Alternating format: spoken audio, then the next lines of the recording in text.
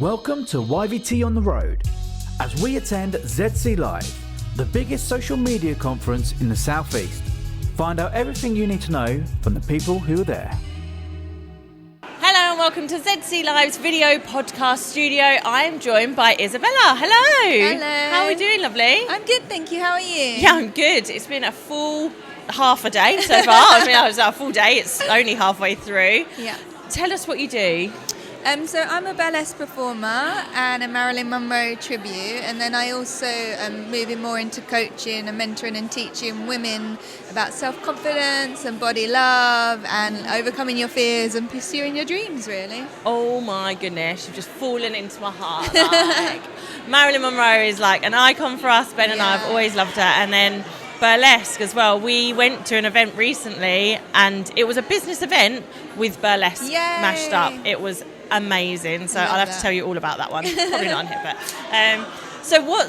how did you get into business and burlesque, and how is that all amalgamated together? I've been performing in burlesque for like 13 years now, so I'm at that point now where I've done a lot of my career. I've really enjoyed it. I've travelled the world. I've been on the West End. I've headlined European theatre tours.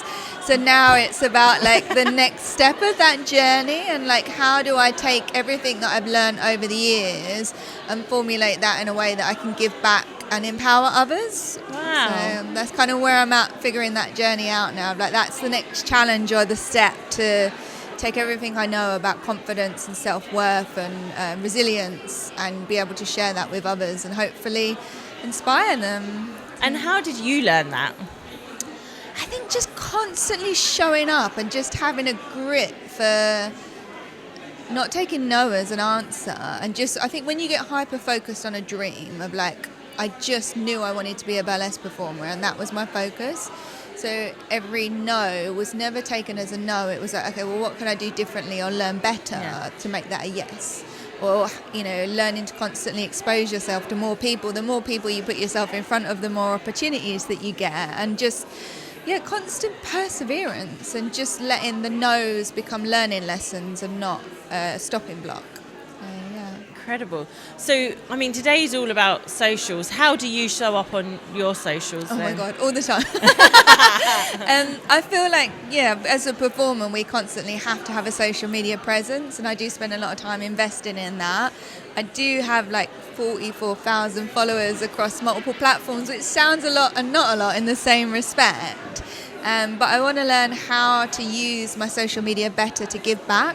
Because I've learned, I think a lot of my social media has been like, look at me doing showgirl stuff or look at me doing Marilyn stuff, which is great, but it doesn't necessarily connect with people or inspire them. So I'm trying to learn better ways to inspire and connect with people. And because the platform's changed, when Instagram first came out, it was all about pretty pictures. And so it was great to showcase all of our work, but that doesn't build deeper relationships and connections, which is what I'm more passionate about going forward now.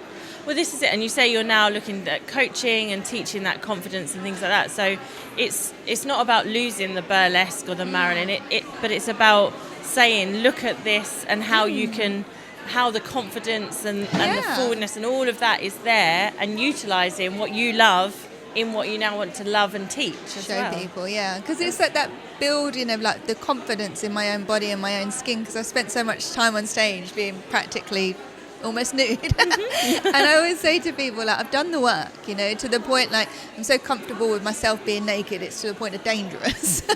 And I would love other women to feel like that. And everything that the work I've done over the years, hopefully I can give that back. So, not necessarily because they want to step out on stage and be a performer, but to be able to look at yourself in the mirror and not criticise and judge, but love and appreciate yourself, I think would be a great turning point to be able to share that with women.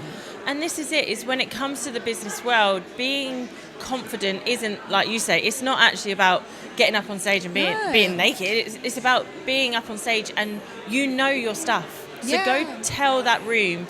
But building confidence could be a case of actually someone who works from home walking into a networking event. Yeah, totally. Like, they might not have done that for so long, and there's so many people I hear say, I don't do networking, I'm nervous, and I'm like, what? Like, but that's the confidence they need to know they can do that. And learning how to build that confidence and that resilience, it's our brain's mechanism. It's trying to keep us safe from like caveman, like, oh my God, danger. Yeah. But like, there's not a saber-toothed tiger chasing you. It's just somebody new that you might talk to.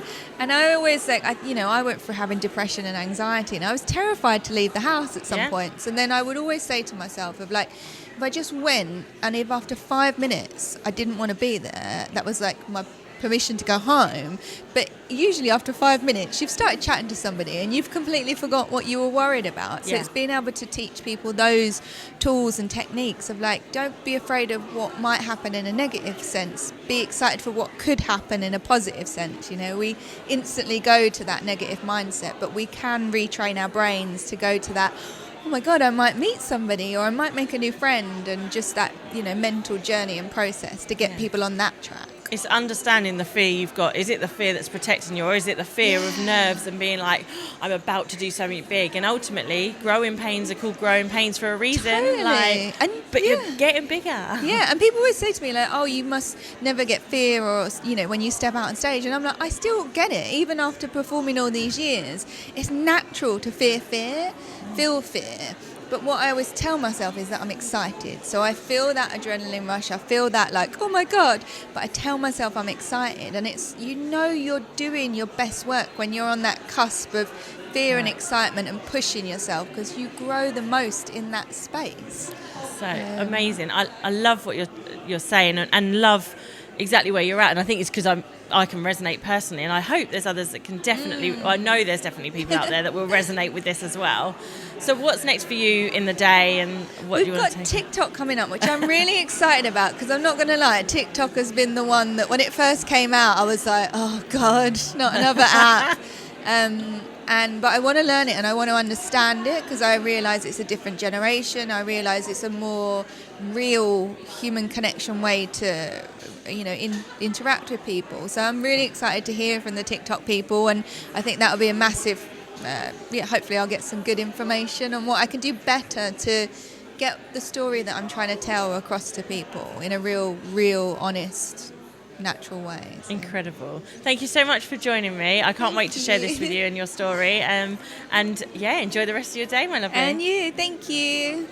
Thank you for watching Your Video Team on the Road.